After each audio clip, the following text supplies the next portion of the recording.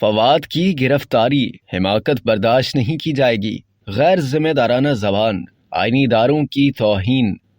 P T I رہنما فواد چودھری کے خلاف کارروائی کا فیصلہ انتہائی غور و خوض کے بعد کیا گیا۔ فیصلہ کرنے کی وجہ یہ تھی کہ کمیشن کی طاقت دکھائی جا سکے تاکہ مستقبل میں کوئی بھی اسے کمزور سمجھنے کی غلطی نہ کرے، اور ایک ایسے موقع پر جب الیکشن کا سیزن ہوگا اور یہ کام الیکشن کمیشن کے لیے ایک بہت بڑا کام ہوگا، ایسے واقعات دوبارہ نہ ہوں۔ کارروائی کا فیصلہ الیکشن کمیشن کے اعلیٰ عہدیداروں کی جانب سے طویل مشاورت کے بعد کیا گیا۔ فواد چودھری حالیہ چند مہینوں کے دوران غیر ذمہ دارانہ زبان کا استعمال کر رہے تھے۔ گزشتہ سال ہی انہوں نے الیکشن کمیشن کے خلاف بیان بازی میں معافی مانگی تھی، اور اب ایک مرتبہ پھر انہیں اسی نوعیت کے کیس کا سامنا ہے جس میں انہوں نے کمیشن کو تضحیک کا نشانہ بنایا۔ آئینی اداروں کی توہین کی سوچ کی حوصلہ شکنی ضروری ہے۔ چیف الیکشن کمشنر سلطان سکندر راجہ نے ہمیشہ سے ہی نرم رویہ اختیار کیا ہے، لیکن بدقسمتی سے فواد چودھری کمیشن اور اس کے حکام کے اہل خانہ کو دھمکیاں دینے پر اتر آئے تھے، جسے کسی صورت برداشت نہیں کیا جا سکتا۔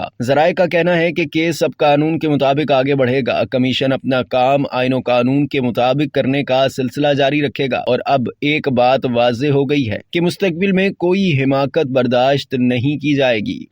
اب تک کے لیے اتنا ہی۔ مزید جاننے کے لیے سبسکرائب کیجیے ڈیلی جنگ یوٹیوب چینل اور لائک کیجیے ڈیلی جنگ فیس بک پیج۔